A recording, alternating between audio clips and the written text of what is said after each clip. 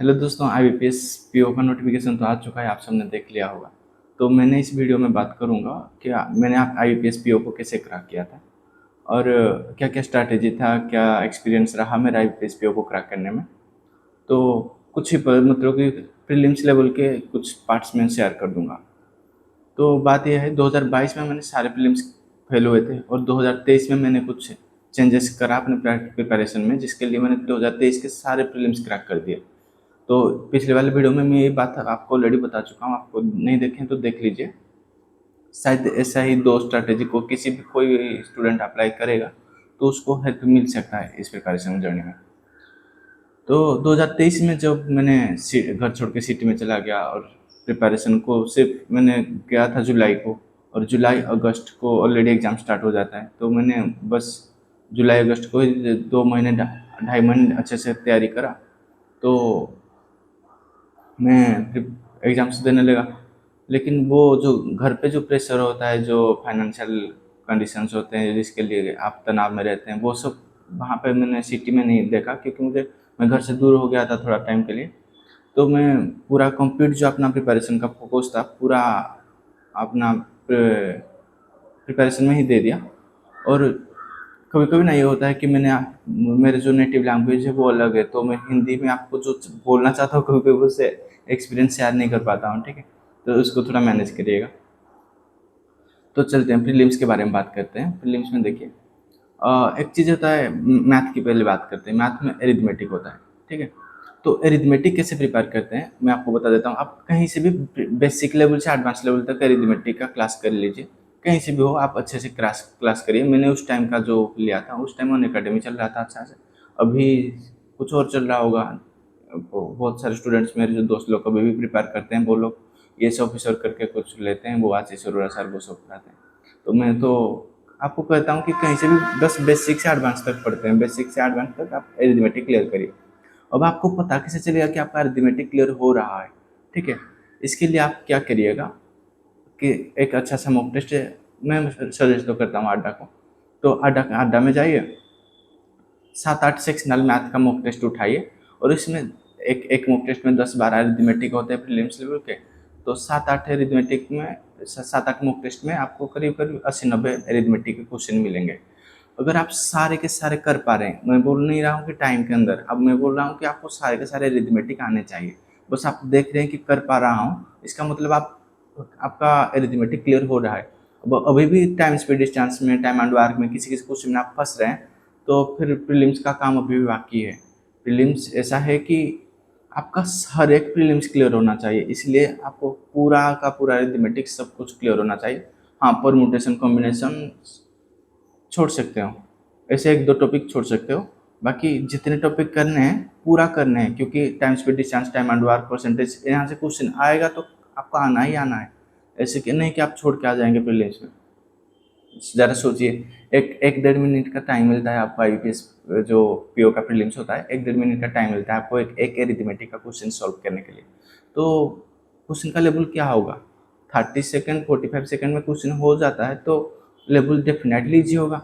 अब आप difficult mock को एग्जाम दे के मतलब डिफिकल्ट मोक को प्रैक्टिस करना सही है, लेकिन पूरा अपना एफर्ट डिफिकल्ट मोक्स में मत दीजिएगा, क्योंकि वो आपके अंदर सेल्फ डाउट क्रिएट कर देगा। जैसे मैंने पहला 2.5 साल अपना बर्बाद किया था, ठीक है। पूरा डिफिकल्ट मॉक की तरफ मत जाइएगा, वहाँ से क्वेश्चन प्रैक्टिस कर लीजिए, लेकिन जो मॉक टेस्ट है वो आप अड्डा से ही दीजिए, मुझे जो सही लगता है। और मैं आपको अड्डा का मॉक टेस्ट बेच नहीं रहा हूँ, मैं आपको लिंक नहीं दे रहा हूँ कि यहाँ से जाओ खरीद लो, ये नहीं कर रहा हूँ मैं बस कर रहा हूँ कि मैंने जो प्रिपरेशन में सबसे बड़ा चेंजेस किया था वही था कि मैंने मॉक टेस्ट चेंज कर दिया था, और पहला 2.5 साल मैंने वैसे ही बर्बाद कर दिया था सिर्फ गलत मॉक टेस्ट से। तो अरिथमेटिक का बात यह है कि आपको सारे के सारे अरिथमेटिक आने चाहिए। तो मैंने एक अरिथमेटिक के लिए छोटा सा वीडियो बनाऊंगा, 1-1.5 मिनट का, सॉरी 1-1.5 मिनट नहीं होगा, 4-5 मिनट का होगा। उसी में आप वो वाला वीडियो आप देख लीजिए अरिथमेटिक को कैसे प्रैक्टिस करते हैं, ठीक है। तो मैं थोड़ा हिंट दे देता हूँ कि मंडे ट्यूसडे को आपको परसेंटेज टाइम एंड वर्क करना है, 20-20 क्वेश्चन, 40 क्वेश्चन करने हैं मंडे को। फिर ट्यूसडे को भी परसेंटेज टाइम एंड वर्क का करना है।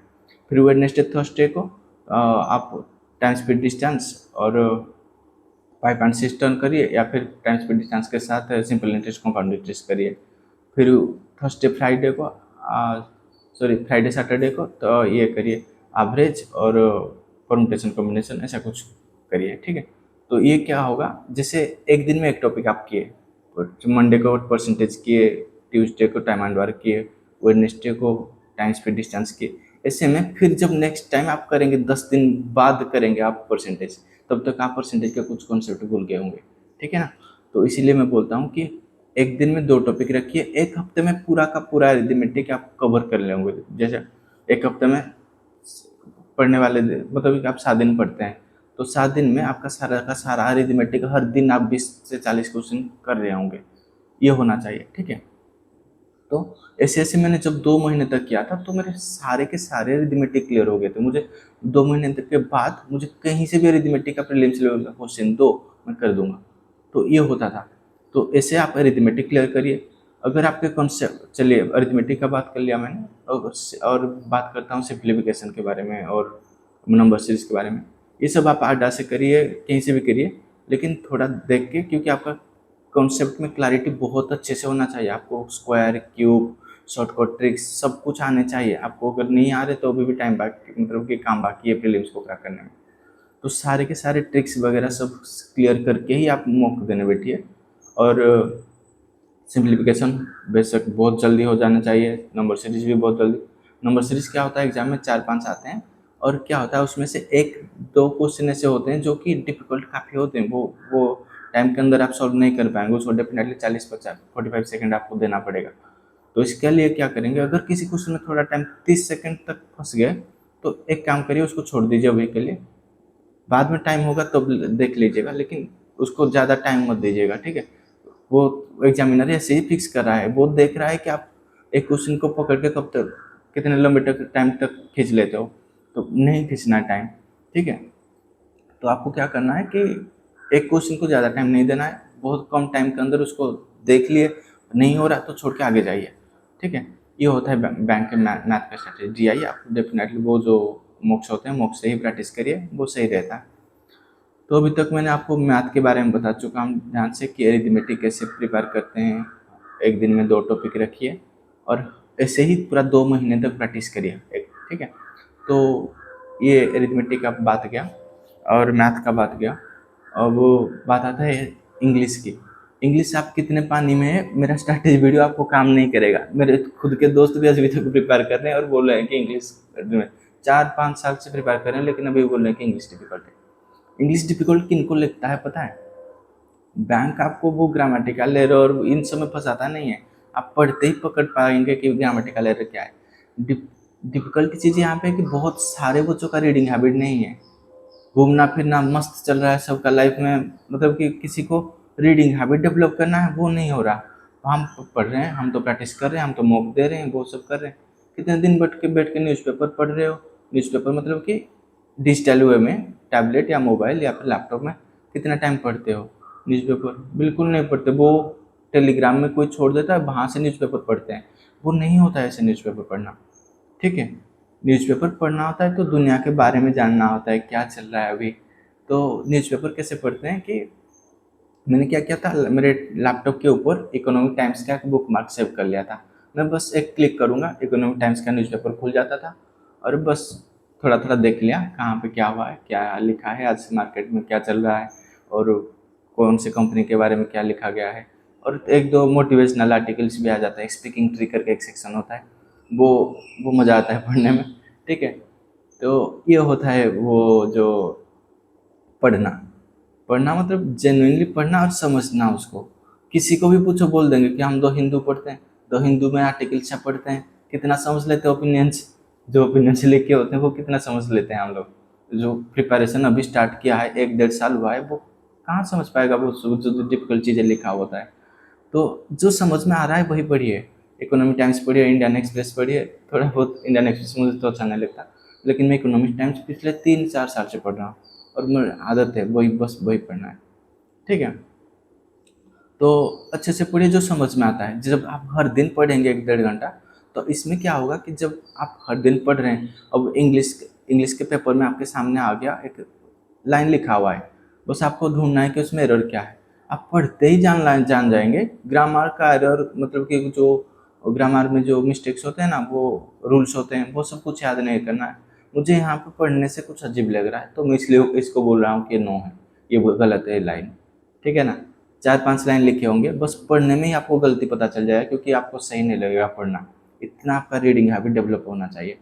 तो वही बस रीडिंग हैबिट आपको ग्रामर में हेल्प करेगा, फिल इन द ब्लैंक्स में हेल्प करेगा, आपको पैसेज में हेल्प करेगा, सब में बस वही हेल्प करेगा। इस वीडियो में रीजनिंग के बारे में कुछ बात नहीं करूँगा, रीजनिंग के बारे में और एक वीडियो में बात करेंगे। तो बात ठीक से ध्यान से सुनिए मेरे बात, कि जो रीजनिंग है, सॉरी, जो इंग्लिश है, उसको रीडिंग हैबिट से टैकल करा जा सकता है, ऐसे टैकल नहीं होता है। और बात है कौन से वो लोग हैं जो एग्जाम्स को क्रैक करते हैं, जैसे मैंने क्या हूँ, क्या मुझे मेंस के सारे सवाल आते हैं, सारे क्वेश्चंस में मैंने प्रैक्टिस कर लिए थे? ऑब्वियसली नहीं, मुझे मेंस के सारे क्वेश्चन नहीं आते हैं। बात समझ रहे हैं ना। जो जो एग्जाम्स का क्रैक किए होंगे, वो लोग कभी नहीं बोलेंगे कि हमको मेंस का सारा सवाल आता था, नहीं आता था। वो सिर्फ 6 के 6 प्रीलिम्स क्रैक कर लेते थे। अब जब 6 के 6 प्रीलिम्स क्रैक कर लेते हैं, तो कोई ना कोई एक मेंस क्लियर हो ही जाता है। अब आप प्रीलिम्स को इतना अच्छे से क्लियर करिए कि आपको किसी एक मेंस आपका निकल जाए, ठीक है। अब आप प्रीलिम्स में फंस रहे हैं, तो आपके दिमाग में दो तरह का टेंशन चलेगा, कि आप प्रीलिम्स में भी अभी भी फंसे हुए हैं, और मेंस तो प्रीलिम्स से डिफिकल्ट आता है, तो मेंस नहीं हो पाएगा शायद। ये दोनों चीज़ें चलता है। तो इतना अच्छा प्रैक्टिस करिए कि प्रीलिम्स 100% होना चाहिए। 6 के 6 प्रीलिम्स मैं कर ही दूंगा। मैं 2023 के सारे प्रीलिम्स क्लियर करा, 2024 के सारे प्रीलिम्स क्लियर करा। ये होता है प्रैक्टिस। जब आप एक फ्लो में होते हैं, तो आपको सारे के सारे प्रीलिम्स क्लियर होते हैं। और 6 एग्जाम में से आप 3 एग्जाम का प्रीलिम्स क्लियर कर पा रहे हैं, उसमें से 3 में से जाके मेन में बैठ रहे हैं, तो हो ही नहीं पाएगा ना, आपके लिए चांसेस वैसे ही कम हो जा रहा है। तो कैसे भी करके आपका 6 के 6 प्रीलिम्स क्लियर होना चाहिए। कुछ भी करिए, प्रैक्टिस बहुत अच्छे से करिए, और 6 के 6 प्रीलिम्स होना ही होना है, ठीक है। मैंने आरबीआई असिस्टेंट में 97 रखा था, बोल भी मैंने 45 मिनट में पूरा 100 का 100 पेपर क्लियर करता। शायद मेरा कुछ गलती नहीं होगा, वो नॉर्मलाइजेशन करके वो लोग मार्क 2-3 मार्क काटे होंगे। ये होता है प्रैक्टिस। अच्छे से प्रैक्टिस करें, सारे के सारे अरिथमेटिक आने ही चाहिए, कोई छूटना नहीं चाहिए, सब के सब होगा। मैं जिस टाइम में प्रिपरेशन स्टार्ट किया था, उस टाइम में टीचर लोग बोलते थे कि कुछ अरिथमेटिक स्किप कर दो, कुछ मेंस के रीजनिंग जो पजल होते हैं वो स्किप कर दो, मत करो। आज के टाइम में होगा ये? नहीं होगा। आज के टाइम में काफ़ी डिफिकल्ट क्वेश्चन आते हैं, और आपको करने हैं एग्जाम पास करने हो तो बात सिंपल सी है। बहुत अच्छा तगड़ी तरीके से प्रैक्टिस चाहिए आपको, ठीक है, तब जाके बात बनेगा। अभी तो 2-3 महीना टाइम है आपके पास ना, तो प्रैक्टिस लागू रहे। मैं छोटा छोटा वीडियो और लेके आ रहूँगा। चैनल को फॉलो करते रहिए, तो शायद आपको थोड़ा हेल्प मिल जाएगा। रुकते हैं।